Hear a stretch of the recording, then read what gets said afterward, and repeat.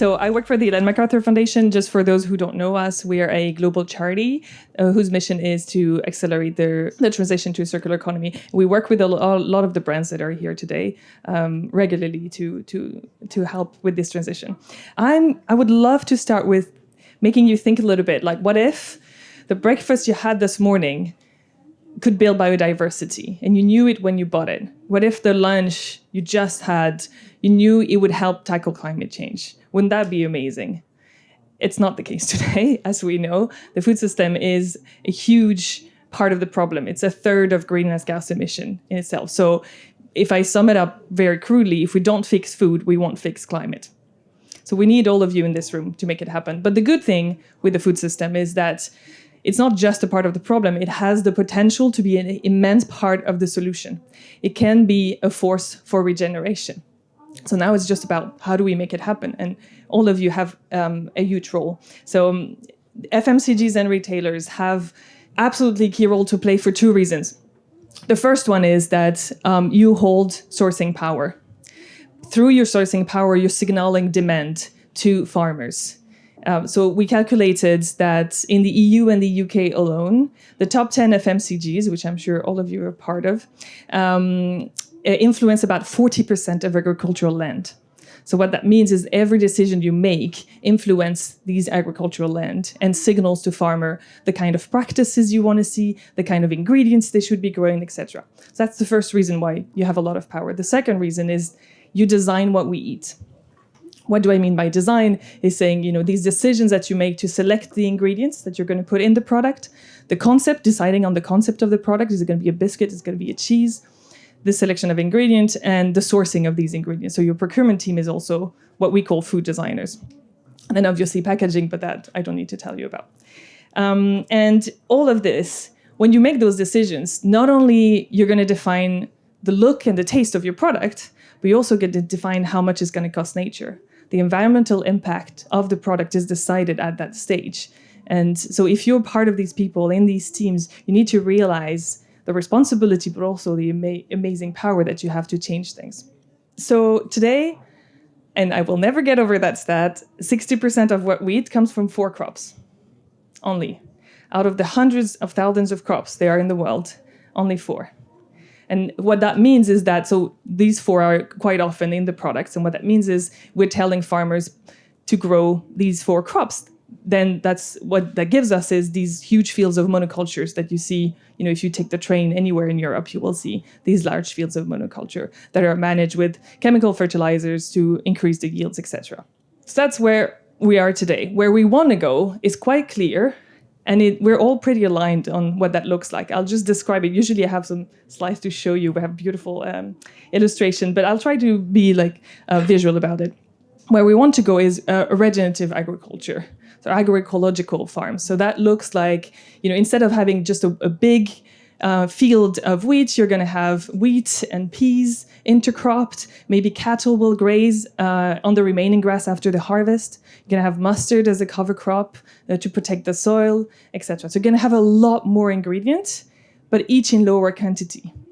And if we want to make it viable for farmers, if we want to make it viable for you guys as businesses, and if we want to reach the scale that we need to take into consideration all these other ingredients and include them in the products all the time, little by little. And for that, so we work with a lot of businesses.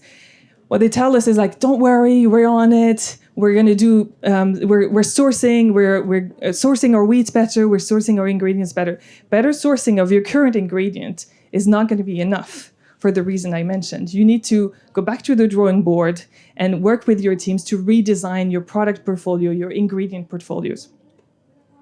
And the mindset shift that we would love for you guys to have is, instead of bending nature to produce food, which is what we're doing today, is designing food for nature to thrive, starting with the needs of nature and according to the ingredient that nature will give you in this specific context, because obviously it's going to look different in different local environments, then designing your products around it. And you can also see that as an amazing creative opportunity. It is really fun. There are a lot of ingredients that we completely forgot, like heirloom crops and perennial crops that, we used to grow, but we forgot because we only use these 4 crops. And usually in these 4 crops is just one variety of this crop. There's also, in the biodiversity, you can think about what kind of other varieties you can use that are usually a lot more resistant and resilient to climate shock, to pests and diseases. So what does it look like? We try to imagine, because we didn't see the products that we wanted to see in the supermarket. So we try to imagine what that would look like. And for example, you would have a line of cheese called Silvo. It would be dairy and walnut milk cheeses. You have 3 cheeses. One is a dairy milk, one is a dairy cheese, one is a walnut cheese, and the last one is a blend. And they come from silvopasture farms. So silvopasture is a farm where you have trees and cattle grazing around the trees. The cattle provide fertilizers to the ground, and the trees provide shade, shelter, and they sequester carbon. We calculated that farms like these could see their greenhouse gas emission decrease by 90%, which is amazing for a dairy farm. So you would have this. Or you would have a box of cereals that we call Climate Crunch, where you have a mix of wheat and peas that are mixed in the same proportion that they are grown in the field intercropped. Because the magic with peas and with pulses in general is that they fix the nitrogen in the soil that then nourishes the wheat. So you don't need the chemical fertilizers. They symbiotically thrive with each other. And what that does also for the farmers is that they don't rely on the price of wheat alone. They have diversified their income, and they're producing more food in the same amount of land, 50% more food.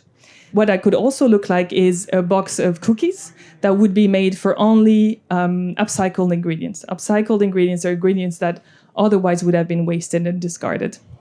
So, for example, coffee cherry is a part of the coffee fruit that is usually left to rot in the fields and produces a lot of methane. Turns out it's a great flower that has a bit of this terroir feel that you have with coffee, like different coffee cherry in different regions would taste a little bit differently. So your cookies would have these little specific things.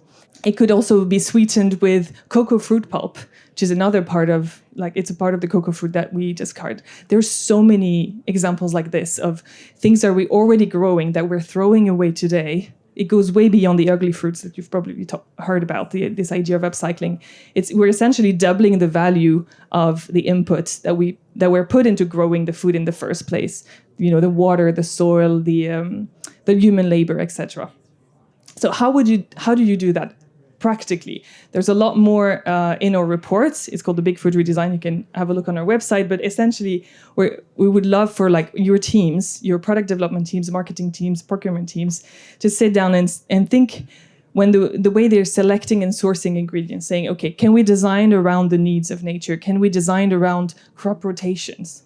For example, you would have a product that would change flavor every year depending on crop rotation. Wouldn't that be a great marketing, like a great story? So think about, can you use ingredients with lower impact on the environment inherently? So pulses, amazing, they fix nitrogen. Trees, they capture carbon.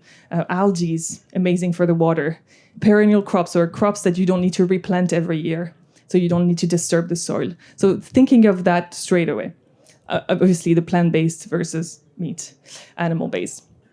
So lower impact ingredients. Second one, diversity. There's so many ingredients, as I was saying, that we're not using today that we could be using. So look back at what used to grow before. Can you change your varieties? Can you imagine more ingredients and put them into your products? Upcycled ingredients, amazing business opportunity as well. You can create new revenue streams.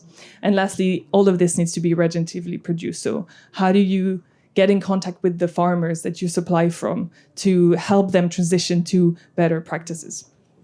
So in essence, the one thing I want you guys to remember is, rather than bending nature to produce food, you can design food for nature to thrive.